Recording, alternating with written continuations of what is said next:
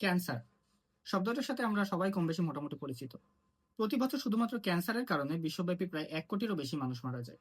21 শতাব্দীতে এসেও মেডিকেল সায়েন্সের এত উন্নতির পরেও কেন আমরা ক্যান্সারের প্রপার কোনো প্রতিষেধক বের করতে পারিনি, আর ক্যান্সারের প্রতিষেধক বের করা কেনই বা এত কঠিন, আজকে আমি সংক্ষেপে তুলে ধরার চেষ্টা করব। আসসালামু আলাইকুম, আমি মোহাম্মদ হাসিবুর রহমান, পড়াশোনা করছি এমবিবিএস চতুর্থ বর্ষে ব্রাহ্মণবাড়িয়া মেডিকেল কলেজ। আমরা মোটামুটি সবাই জানি আমাদের শরীর ছোট ছোট কোষ দ্বারা গঠিত। এই কোষগুলো একটা নির্দিষ্ট নিয়ম মেনে চলে। যেমন ধরেন আপনার হার্টের যে কোষ, এটা হার্টের যে কাজ সেই কাজগুলো নিয়ন্ত্রণ করে। ব্রেনের যে কোষগুলো আছে সেগুলো ব্রেনের কাজ নিয়ন্ত্রণ করে। ফুসফুসের কোষগুলো ফুসফুসের কাজ নিয়ন্ত্রণ করে। এই কোষের কাজ আবার নিয়ন্ত্রণ করার জন্য কোষের মাঝখানে থাকে নিউক্লিয়াস, যেটাকে কোষের ব্রেন বলা হয়। এখন এই নিউক্লিয়াসের মাঝে আবার থাকে ডিএনএ। এই ডিএনএ যদি কোনোভাবে ড্যামেজ হয়, তখন জিজ্ঞেস করতে পারেন ডিএনএ কিভাবে ড্যামেজ হয়। আমরা মেডিকেল একটা টার্ম পড়ি, কার্সিনোজেন। কার্সিনোজেন কি? কার্সিনোজেন হচ্ছে এমন কিছু সাবস্টেন্স বা ম্যাটেরিয়াল যারা ডিএনএ ড্যামেজ করতে পারে।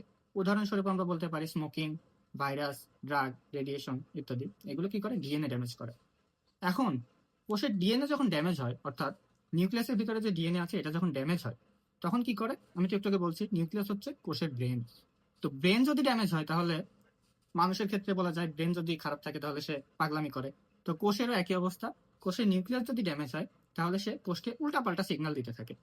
উল্টাপাল্টা সিগন্যাল বলতে মানে কোষের যে ফাংশনটা, আমি একটু আগে বললাম নির্দিষ্ট জায়গার কোষের নির্দিষ্ট ফাংশন আছে। এখন কোষের যে ফাংশন, এই ফাংশনটা তখন আর ঠিক থাকে না। উদাহরণস্বরূপ কোষ একটা থেকে আরেকটা কপি, সেটা থেকে আরো কপি, এভাবে একের পর এক কপি হতেই থাকে। কোষ বৃদ্ধি পায়, যেটাকে আমরা টিউমার বলি।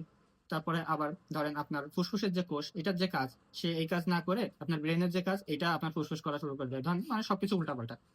তো এইটাকে বলে মিউটেশন।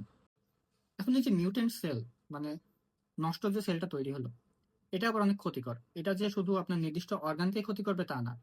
ধরুন কথার কথা, আমার ফুসফুসে ক্যান্সার হয়েছে, তো এটা যে শুধু ফুসফুসকেই ক্ষতি করবে তা না। এই মিউটেন্ট সেল আবার কি করে? রক্তের মাধ্যমে বিভিন্ন অর্গানে ছড়িয়ে পড়ে। এখন আপনার ফুসফুসের ক্যান্সার লিভারে স্প্রেড করতে পারে, লিভার থেকে কিডনিতে স্প্রেড করতে পারে।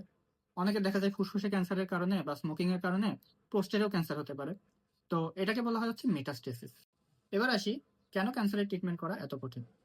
এই যে আপনার বডিতে মিউটেন্ট সেল তৈরি হয়েছে, এই মিউটেন্ট সেলের যে টাইপ বা স্ট্রাকচার, এটা কিন্তু নির্দিষ্ট করে বলা যায় না।